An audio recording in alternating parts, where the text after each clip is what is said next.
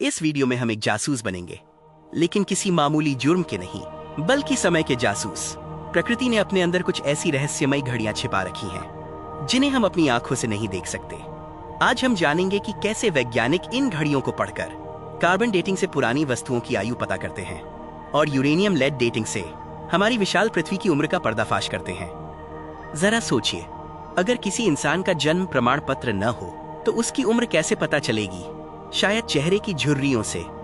लेकिन एक 11,460 साल पुराने लकड़ी के कटोरे या फिर 4.54 अरब साल पुराने उल्कापिंड का कोई जन्म प्रमाण पत्र नहीं होता, फिर भी वैज्ञानिक इनकी सटीक उम्र बता देते हैं। कैसे? दरअसल इन सभी के अंदर टिक टिक कर रही है एक अदृश्य क्वांटम घड़ी, जिसे पढ़ने के लिए हमें परमाणु यानी एटम के सबसे गहरे हिस्से में जाना होगा। जिन चीजों का कोई लिखित इतिहास नहीं है, उनकी सटीक उम्र का पता हम कैसे लगाते हैं? इसके लिए हमें परमाणु के सबसे गहरे हिस्से में जाना होगा, जहां एक अदृश्य क्वांटम घड़ी टिक टिक कर रही है। हर चीज परमाणुओं से बनी है और परमाणु के बीचों बीच होता है उसका दिल, जिसे न्यूक्लियस कहते हैं। इस न्यूक्लियस के अंदर एक भयानक रस्साकशी चल रही है। एक तरफ है विद्युत चुंबकीय बल, जो अंदर बैठे प्रोटॉनों को एक दूसरे से दूर धकेल रहा है, ठीक वैसे ही जैसे दो चुंबक के समान सिरे एक दूसरे को दूर फेंकते हैं। और दूसरी तरफ है ब्रह्मांड का सबसे ताकतवर गोंद, प्रबल नाभिकीय बल, जो उन्हें कसकर बांधे रखने की कोशिश कर रहा है। लेकिन क्या होगा अगर यह न्यूक्लियस बहुत ज्यादा भारी हो जाए? तब ये रस्साकशी का संतुलन बिगड़ जाता है, ताकतवर गोंद कमजोर पड़ने लगता है और परमाणु अस्थिर हो जाता है। खुद को वापस स्थिर और शांत करने के लिए परमाणु अपने अंदर से कुछ फालतू ऊर्जा और कणों को बाहर फेंकने लगता है, बिल्कुल एक ठसाठस भरे हुए सूटकेस की तरह, जो ज्यादा सामान होने पर अचानक खुल जाता है। ऊर्जा बाहर फेंकने की इसी प्रक्रिया को हम रेडियो एक्टिविटी कहते हैं। अब कहानी में एंट्री होती है अंतरिक्ष से आने वाली रहस्यमयी किरणों की। ये ब्रह्मांडीय किरणें जब हमारे वायुमंडल में मौजूद सामान्य नाइट्रोजन से टकराती हैं, तो एक जादुई बदलाव होता है। जैसे बिलियर्ड्स के खेल में एक गेंद दूसरी गेंद को बाहर निकाल देती है, वैसे ही ये टकराव नाइट्रोजन को एक नए रूप में बदल देता है और जन्म होता है कार्बन 14 का।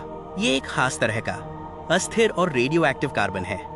ये कार्बन 14 हवा की ऑक्सीजन के साथ मिलकर कार्बन डाइऑक्साइड बन जाता है। पौधे अपना खाना बनाने के लिए इसे सोख लेते हैं और जब जानवर या इंसान इन पौधों को खाते हैं तो ये उनके शरीर में भी पहुंच जाता है। मतलब जीवन की हर सांस और हर निवाले के साथ हम सभी अपने अंदर इन छोटी छोटी रेडियो एक्टिव घड़ियों को जमा कर रहे हैं। जब तक कोई इंसान, जानवर या पेड़ जिंदा रहता है, उसके शरीर में इस कार्बन 14 की मात्रा हमेशा एक समान रहती है। लेकिन कहानी में असली मोड़ तब आता है जब जीवन समाप्त होता है। किसी जीव के मरते ही बाहर से नया कार्बन 14 शरीर में आना बंद हो जाता है और ठीक इसी पल प्रकृति की वो अदृश्य घड़ी टिक टिक करना शुरू कर देती है।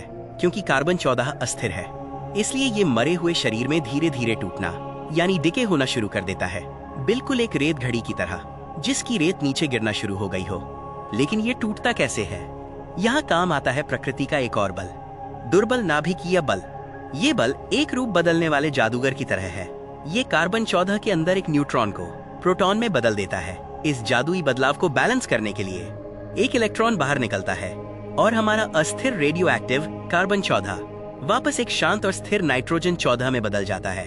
इस टूटने की रफ्तार को मापने के लिए वैज्ञानिक जिस पैमाने का इस्तेमाल करते हैं, उसे हाफ लाइफ या अर्धायु कहते हैं। हाफ लाइफ का मतलब है वो समय जिसमें किसी पदार्थ की मात्रा आधी रह जाए।